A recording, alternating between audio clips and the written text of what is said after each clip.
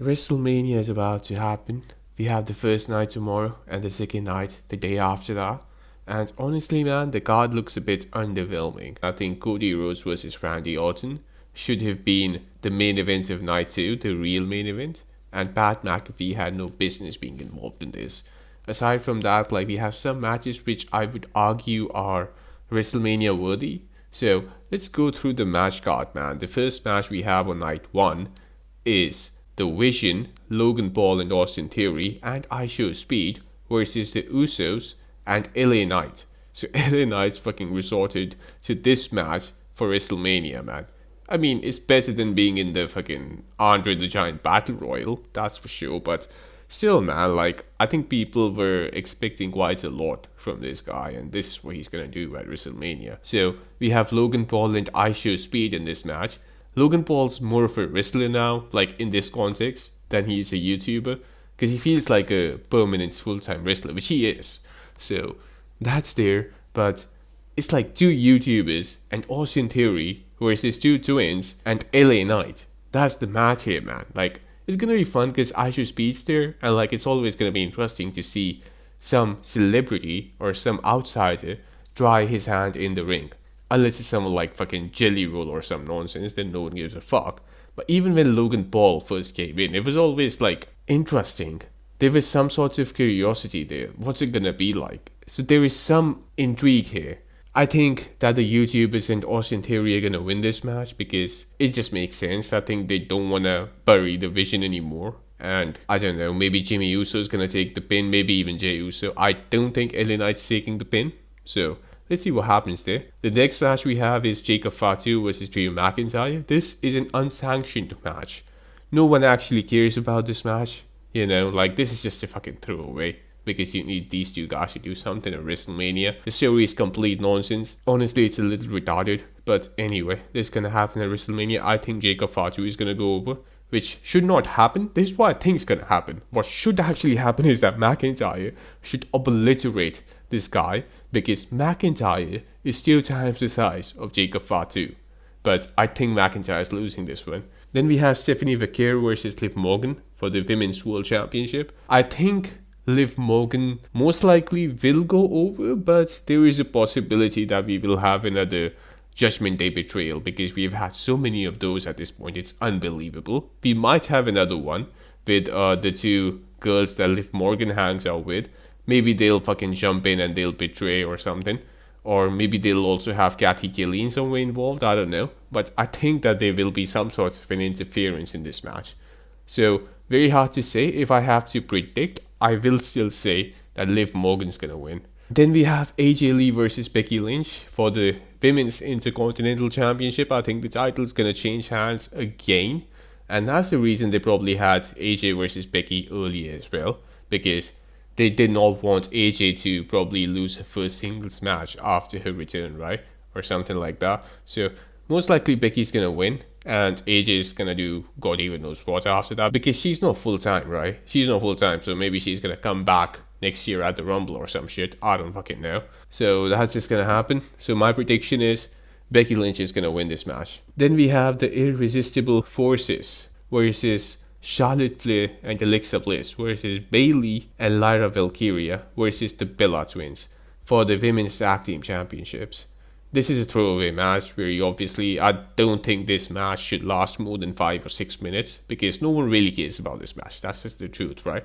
I think Bella Twins should win this match because they are the only legit tag team here. Everyone else is just put on together because they had nothing else to do. So I think Bella Twins should win the match. It's WrestleMania. Might as well just give them the tag titles. Then we have Seth Rollins versus Gunther. This is a match that is between two quasi-main eventers / main eventers. So it's always going to be interesting to see who wins. I hope that nobody interferes in this match. Except for maybe Paul Heyman, like he can show up, but I hope Braun Breaker doesn't come in because I don't know, man. Like I don't like the fact when a pay-per-view has an interference in every match. I think there was this pay-per-view, I'm forgetting which one it was. It was SummerSlam of some year where we had Roman Reigns come back in the match between Solo Sikoa and Cody Rhodes, and Finn Balor interfered in Damian Priest's match with Gunther. And there were some other matches. Basically, there were like 5 matches and 4 of them had interferences. and it was like, man, what's going on here? Like, what the fuck is this?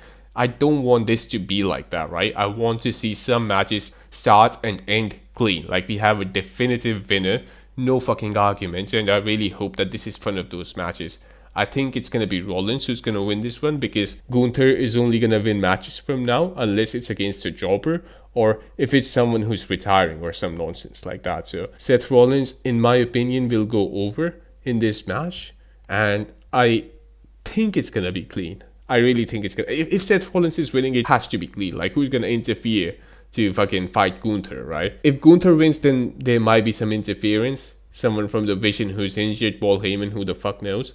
But I think most likely it's going to be Seth Rollins who's winning, because you have to think about it like, well, Seth Rollins needs some credibility because he was gone for a long time and all that stuff. So this is how to think, right? Next, we have the main event of night one, which is Cody Rhodes versus Randy Orton with Pat McAfee for the WWE title. So of course, Pat McAfee is going to do some shenanigans here. And also, there is a stipulation here. If Orton loses, Pat McAfee will leave the professional wrestling industry permanently. Stupid. Fucking stupid. Like, these two were not affiliated before, even if they were. Like, it doesn't make any sense for Pat McAfee to put his career on the line if somebody else loses. It doesn't make any sense. Why would he fucking do that? Like, if Orton was to say, well, I'm gonna leave wrestling if I lose, that would make sense. But why is Pat McAfee doing this? And who gives a fuck if Pat McAfee leaves?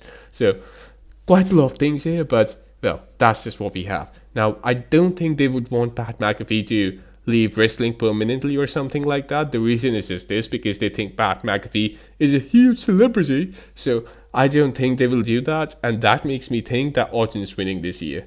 Orton's gonna beat Cody Rhodes, and that's my prediction for this match. I think there will definitely be some interference. So we have 7 matches on night 1, and out of these 7 matches, I think 4 matches are likely to have some sort of an interference, and that just tells you how bad the fucking booking is, man, because it should not be so fucking common for someone to interfere between pay-per-view matches, right? Like, maybe 1 in 7 matches, maybe not even that, right? Like, the idea should be this, that if all the matches in a match card happen and there is no interference, all of them have a clean finish, it should still be an interesting and an engaging watch. That's not gonna happen this time though. Then we have night 2, it's Obafemi versus Brock Lesnar. Unlikely that there will be an interference, but you never know. Paul Heyman might turn on Brock Lesnar, so there is a possibility. And look, man, I'm just assuming all these things based on what I've seen lately. A lot of times there are interferences in a lot of matches, right? So let's see what happens here. My prediction is that Lesnar's gonna win, because Obafemi has been going over Lesnar in every segment recently, so I don't know, but like, Lesnar is close to retirement apparently, so maybe this is their way of saying, oh well, pass the torch to Obafemi. And I'm just so sick of this pass the torch nonsense, right? Like, I mean, if you think Femi has the potential, I don't think he does, to be honest. I think Royce is a lot better. I'll talk about that in some other video as well. But anyway, if you think that Obafemi has potential, sure, push him, man. But I just don't like this entire, oh, well, pass the torch thing, right? Like Cena tapping out to Gunther. I don't like that, because why the fuck is he tapping out? Cena's better. In his prime, Cena was better than prime Gunther, so it doesn't make any sense for him to pass the torch to Gunther. The person who's better should be winning. That's what I think. So my opinion though is that Lesnar is gonna win. I think that's the direction that they're gonna take. That's my prediction.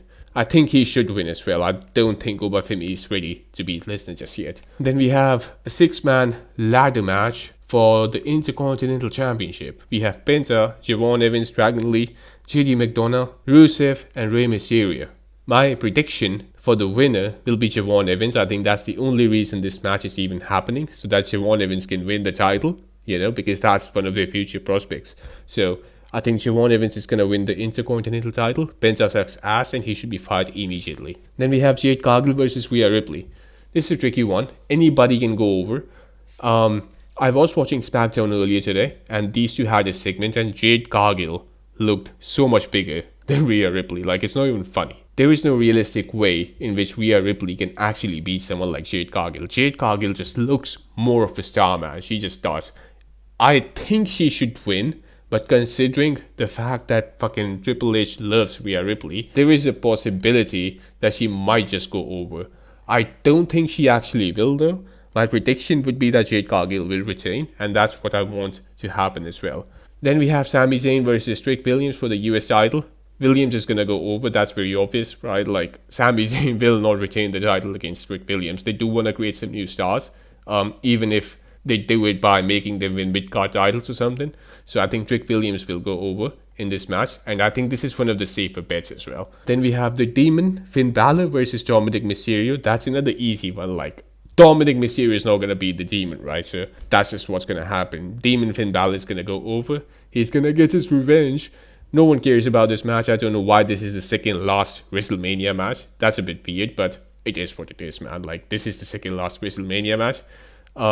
Demon's gonna go over, so that's a star. Then we have the main event for the World Heavyweight Championship, a title that started like 3 years ago. We have CM Punk versus Roman Reigns. Now, anybody can go over here, but the same reason I thought that AJ Lee's not gonna win, I think that Roman Reigns is not gonna win as well. And the reason is this: they are both part-time, and I don't think that WWE right now would be in a mood to have part-time champions, because we have just had so many for so long. So Punk is also like quasi part-time, but he's there almost every week, even if he's not wrestling. So I think CM Punk will win this match, and he will retain the World Heavyweight title, and he will surprisingly actually get to win not only main event, but to win a WrestleMania main event. That's gonna happen this year, man. So these are my predictions for WrestleMania.